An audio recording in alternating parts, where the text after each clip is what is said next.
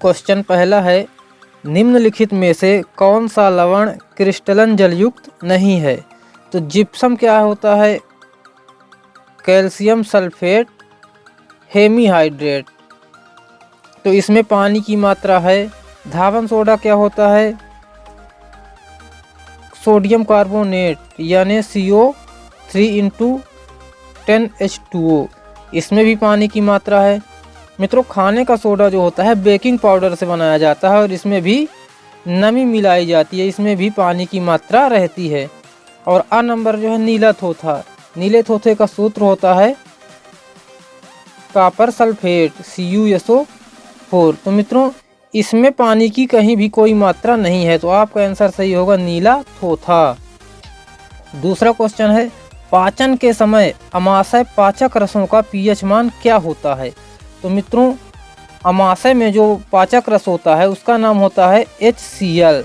HCl का pH मान 1 के लगभग होता है और अमाशय में HCl का pH मान 1 से 3 के मध्य होता है, यानी आपका आंसर कौन सा सही होगा? 7 से कम। तीसरा क्वेश्चन है मित्रों, निम्नलिखित में से कौन सा एक क्षारक नहीं है? तो इसमें बताना है कौन सा क्षार नहीं है, और क्षार वह होगा जिसका pH मान 7 से अधिक होगा, है ना। तो देखते हैं, यानी OH का pH मान कितना होता है मित्रों? यानी OH का pH मान होता है NaOH का 14। दूसरा है KOH का होता है 10.98। NH4OH अमोनियम हाइड्रोक्साइड का NH4OH का होता है 11.12।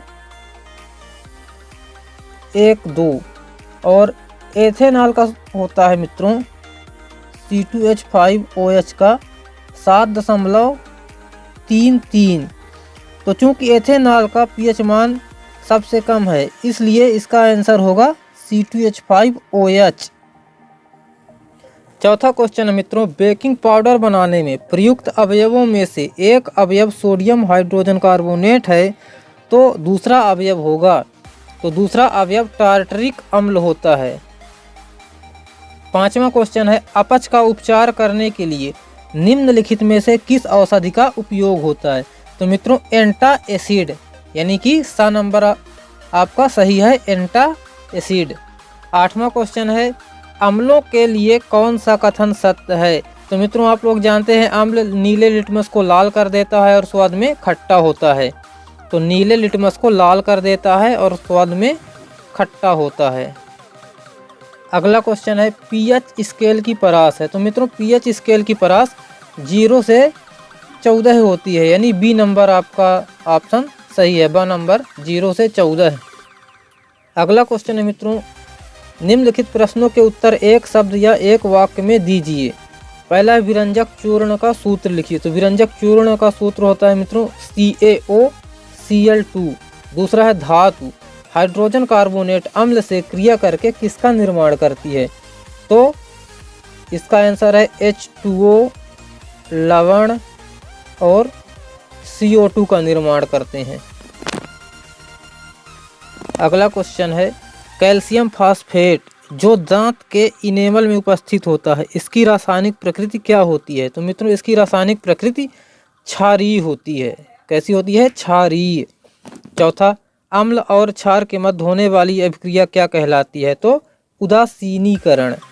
पांचवा, रंग में परिवर्तन के द्वारा सूचक हमें यह बताते हैं कि कोई पदार्थ अम्ल है या क्षारक।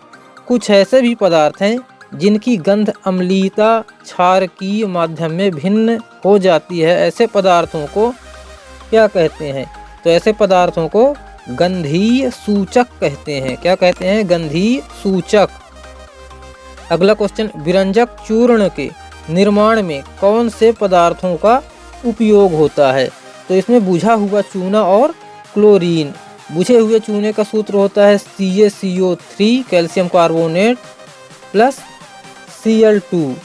अगला क्वेश्चन है, मिल्क ऑफ मैग्नीशिया क्या है? तो मित्रों, मिल्क ऑफ मैग्नीशिया एक एंटासिड है जिसे हम पेट की अम्लीयता दूर करने के लिए यूज करते हैं।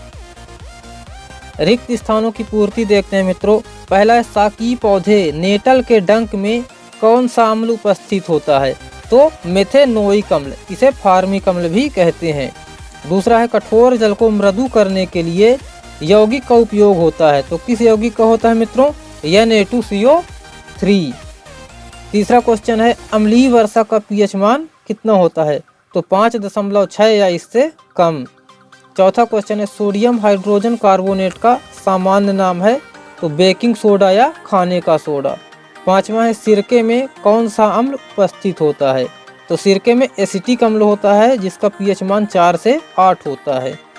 छठवां क्वेश्चन है चूना पत्थर, खड़िया एवं संगमरमर किसके विभिन्न रूप हैं? तो कैल्शियम कार्बोनेट के विभिन्न रूप हैं। अगला क्वेश्चन है अम्ल एवं क्षारक की अभिक्रिया के परिणाम स्वरूप लवण तथा जल प्राप्त होते हैं। इस अभिक्रिया को क्या कहते हैं? उदासीनीकरण। अधात्विक ऑक्साइड अम्लीय प्रकृति के होते हैं। नौवां है लिटमस विलयन जब न तो अम्लीय होता है न ही क्षार की, तब यह किस रंग का होता है मित्रों? बैगनी रंग का। 10वां क्वेश्चन जब धातु अम्ल से हाइड्रोजन परमाणुओं का हाइड्रोजन गैस के रूप में विस्थापन करती है तब जो यौगिक बनता है उसे लवण कहते हैं। क्या कहते हैं मित्रों? लवण। अब मित्रों सही जोड़ी देखते हैं।